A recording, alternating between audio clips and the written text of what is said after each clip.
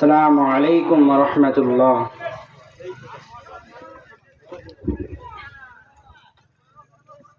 الحمد لله وكفى وسلام على عباده الذين اصطفى. الحمد لله الذي وحده والصلاة والسلام على من لا نبي بعده. وبشانه قال جل وعلا: أعوذ بالله من الشيطان الرجيم. بسم الله الرحمن الرحيم. إن الله وملائكته يصلون على النبي يا أيها الذين آمنوا صلوا عليه وسلموا تسليما. সকলেই দুরূদ শরীফ পড়ি। اللهم صل على محمد وعلى آل محمد كما صليت على إبراهيم وعلى آل إبراهيم إنك حميد مجيد.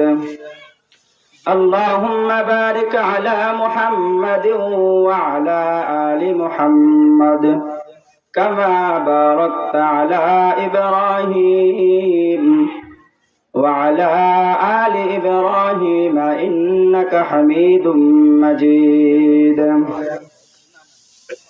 أستغفر الله الذي لا إله إلا هو الحي القيوم وأتوب إليه. لا حول ولا قوة إلا بالله العلي العظيم. رب زدني علما رب زدني علما رب زدني علما. رب اشرح لي صدري ويسر لي أمري واحلل عقدة من لساني يفقه قولي وبك نستعين يا مستعان. رب يسر ولا تعسر وتمم علينا بالخير. بسم الله الرحمن الرحيم. إن الذين آمنوا وعملوا الصالحات سيجعل لهم الرحمن ودا. وقال رسول الله صلى الله عليه وسلم: إنما الأعمال بالنيات. صدق الله العظيم وصدق رسوله النبي الكريم. ونحن على ذلك لمن الشاهدين والشاكرين والذاكرين والحمد لله رب العالمين. सूरज ने दिया अपने शुआओं को पैगाम. सूरज ने दिया अपने शुआओं को पैगाम. दुनिया अजब चीज कभी सुबह कभी शाम. दुनिया अजब चीज कभी सुबह कभी शाम. दुनिया में हो दुनिया का तलब गार नहीं हो. दुनिया में हो दुनिया का तलबगार नहीं हो. बाजार से गुजार हो खरीदार नहीं हो. बाजार से गुजार हो खरीदार नहीं हो. আলহামদুলিল্লাহ ফকিরপাড়া বিলপাড়া জামে মসজিদের উন্নয়ন কল্পে ইসলামী জলসার সভাপতি সহসভাপতি প্রধান অতিথি বিশেষ অতিথি এবং আমার সামনে উপস্থিত মুরব্বিনে কেরাম এবং আমার যুবক ভাইরা, সর্বপ্রথম আল্লাহ তাআলা দরবারে লাখো কোটি শুকরিয়া আদায় করি যে মহান রব্বুল আলামিন আমাদেরকে অত্যন্ত ভালোবেসে মহব্বত করে এই প্রচন্ড শীতের মধ্যে মাহফিলে এসে কিছু কথা বলার এবং শোনার তৌফিক দান করলেন। সেই মহান রব্বুল আলামিনের দরবারে আমরা শুকরিয়া আদায় করি, সবাই বলি আলহামদুলিল্লাহ। দরুদ ও সালাম বর্ষিত হোক সেই মহামানবের প্রতি, যিনি সৃষ্টি না হইলে এই দুনিয়ার কোনো কিছুই সৃষ্টি করা হইতো না, যিনি রহমাতুল লিল আলামিন, সাইয়্যিদুল মুরসালিন, রাহাতুল আশিকিন, সাইয়্যিদুস সাকালাইন। সেই মহামানবের প্রতি আমরা সকলেই ছোট্ট দরুদ ও সালাম পেশ করে সবাই বলি সাল্লাল্লাহু আলাইহি ওয়াসাল্লাম। আসলে আল্লাহ তাআলার শুকরিয়া সারা জীবন ভর আদায় করলেও আল্লাহ তাআলার শুকরিয়া আদায় করে শেষ করা যাবে না। আল্লাহ তাআলা আমাদেরকে বিভিন্ন নিয়ামতের মধ্যে দুনিয়াতে ডুবাইয়া রাখছেন, যে আল্লাহ তাআলা চাচ্ছেন যে আমার বান্দা নিয়ামতের মধ্যে থেকে আমার ইবাদত করুক। বিভিন্ন নিয়ামতের মধ্যে রাখছেন, বান্দা কোনো গুনাহ করলেও আল্লাহ তাআলা তার রিজিক কখনো বন্ধ করেন নাই। আল্লাহ তাআলা তার নিঃশ্বাস প্রশ্বাস যা না থাকলে সে বাঁচবে না, সে নিঃশ্বাস প্রশ্বাসও সে আল্লাহ তাআলা বন্ধ করেন নাই। শুকরিয়া আদায় করার মধ্যে প্রথমটা হলো আল্লাহ তাআলা আমাদেরকে মুসলমান হিসেবে, মানুষ হিসেবে আমাদেরকে দুনিয়াতে প্রেরণ করেছেন। দুনিয়াতে অনেক প্রাণী আছে, পশু পাখি জীবজন্তু অনেক প্রাণী আছে, তার মধ্যে থেকে আল্লাহ তাআলা আমাদেরকে মানুষ হিসেবে সৃষ্টি করলেন। যে মানুষকে আল্লাহ তাআলা বলেন আশরাফুল মাখলুকাত, সমস্ত সৃষ্টি জীবের মধ্যে শ্রেষ্ঠ জীব। মানুষ যদিও খারাপ কাজ করুক না কেন, একজন চোর চুরি করবে, ডাকাত ডাকাতি করবে, জিনাকার নারী জিনা করবে, সারাদিন জিনার মধ্যে লিপ্ত থাকবে, নাফরমান সারাদিন নাফরমানি করবে, তারপরেও আল্লাহ তাআলা বলেন সে আশরাফুল মাখলুকাত, শ্রেষ্ঠ জীব। এবং তার মধ্যে থেকে আল্লাহ তাআলা আমাদেরকে মুসলমানের ঘরে পাঠাইছেন। দুনিয়াতে অনেক ধর্ম আছে, তার মধ্যে থেকে শ্রেষ্ঠ সত্য হলো মুসলমান, ইসলাম। আমরা কোনো দরখাস্ত, কোনো চিঠি, কোনো কথা ছাড়াই আল্লাহ তাআলা আমাদেরকে মুসলমানের ঘরে পাঠাইলেন।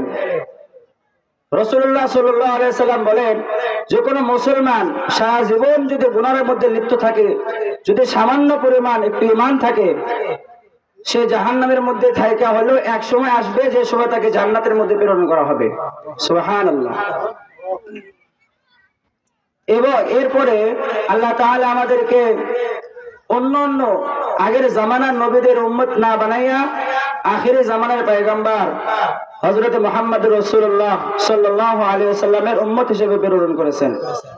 যে উম্মতের এত দাম, যে পূর্বের জামানায় নবীগণ আল্লাহ তাআলার কাছে দোয়া করতে, আল্লাহ আমাকে আখিরি জামানার পয়গম্বরের উম্মত হিসেবে কবুল করো। সকল নবী এই দোয়া করতেন। অবশেষে হযরত ঈসা আলাইহিস সালামের দোয়া আল্লাহ তাআলা কবুল করেছিলেন। তিনাকে আসমানে উঠিয়ে নিয়েছিলেন এবং বলেছিলেন যে আখিরি জামানায় যখন মানুষ গুনাহের মধ্যে লিপ্ত থাকবে, তখন তাকে আখিরি জামানার পয়গম্বর মুহাম্মদুর রাসূলুল্লাহ সাল্লাল্লাহু আলাইহি সাল্লামের উম্মত হিসেবে দুনিয়াতে প্রেরণ করা হবে।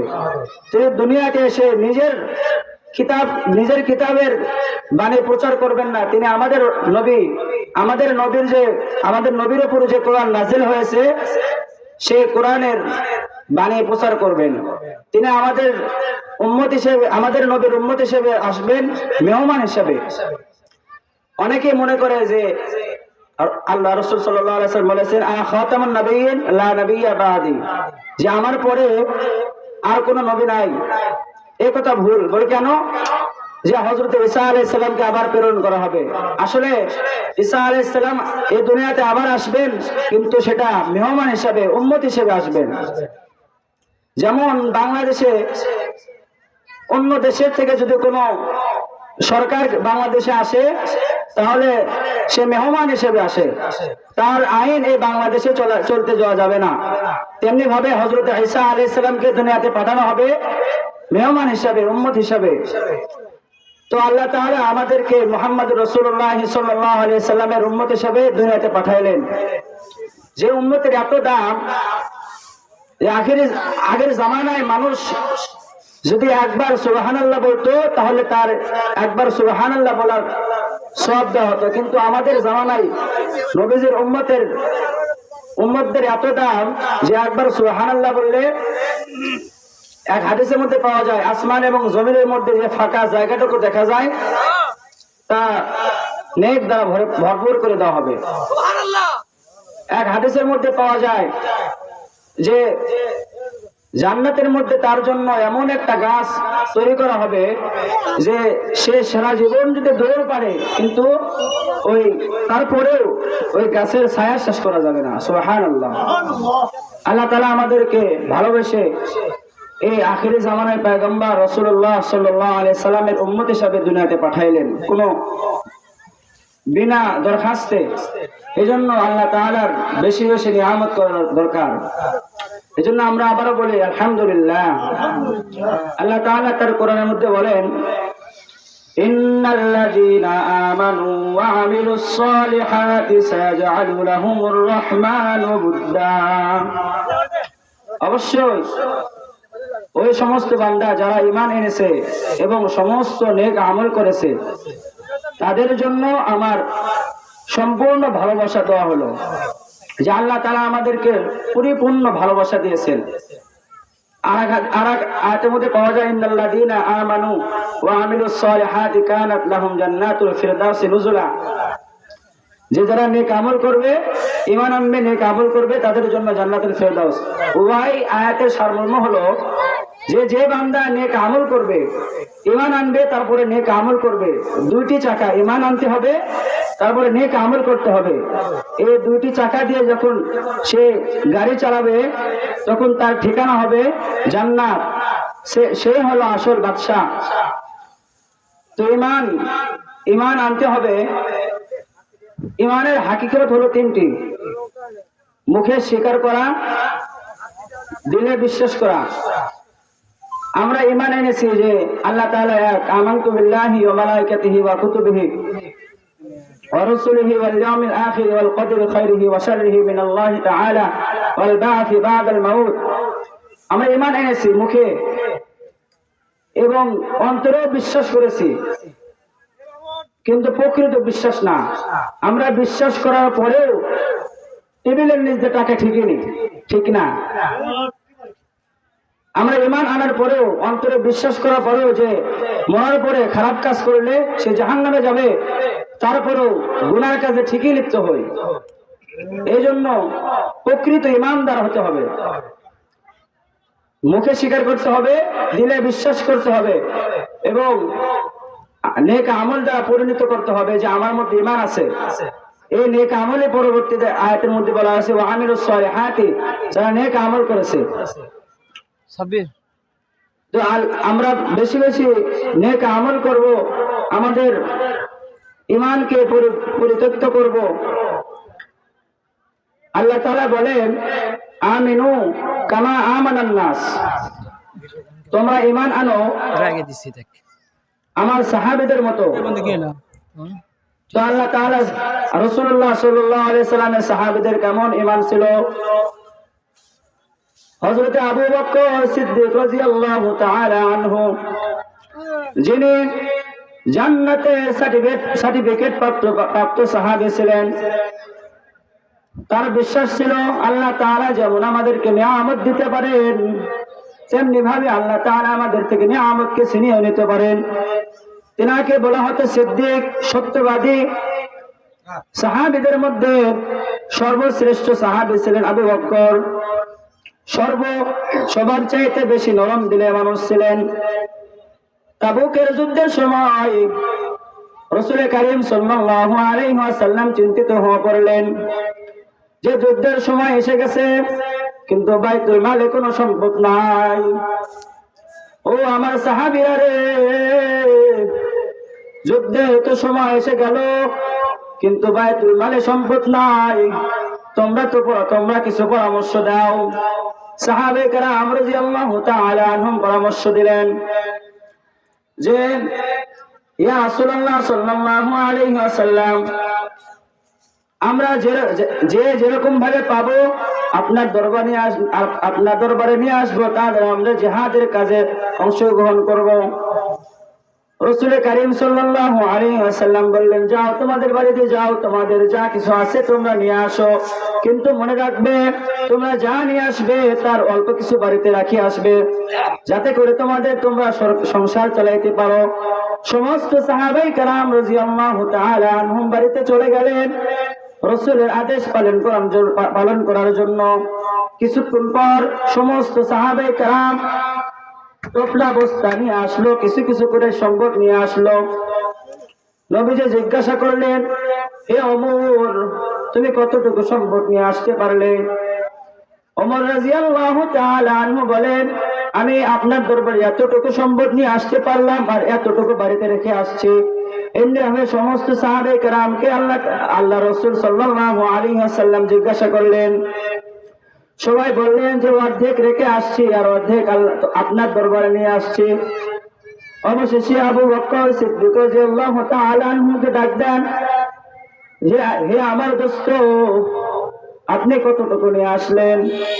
আবু বকর সিদ্দিক রাদিয়াল্লাহু তাআলা আনহু বললেন, ইয়া রাসূলুল্লাহ, বেশি কিছু নিয়ে আসতে পারি নাই, আমার বাড়িতে বেশি কিছু ছিল না, যা ছিল আপনার দরবারে তাই নিয়ে আসছি। বলে, বাড়িতে কিছু রাখো নাই? বলছি, ইয়া রাসূলুল্লাহ, এমন সম্পদ ছিল না যে বাড়িতে রেখে আসবো, কিন্তু ইয়া রাসূলুল্লাহ, আমার সবচাইতে বড় জিনিস আমার বাড়িতে আছে। বলে, কি? কই, আল্লাহ এবং আল্লাহর রাসূল আমার বাড়িতে আছে। তাহলে তাদের ঈমান কেমন ছিল? আবু বকর সিদ্দিক রাদিয়াল্লাহু তাআলা আনহুর ঈমান কেমন ছিল? যে তার বিশ্বাস ছিল যে সম্পদ যেমনি ভাবে দান করে, যেমনি ভাবে চলে যেতে পারে, তেমনি ভাবে আল্লাহ তাআলা আমাকে দিতেও পারেন। এই জন্য আমরা চেষ্টা করব বেশি বেশি আমাদের ঈমানকে পরিশুদ্ধ করা এবং বেশি বেশি নেক আমল করা। আল্লাহ তাআলা আমাদের সকলকে কবুল করুক, আমাদের ঈমান এবং নেক আমলকে পরিশুদ্ধ করে দেন। আল্লাহুম্মা আমিন। ওয়া আখিরু দাওয়ানা আলহামদুলিল্লাহ।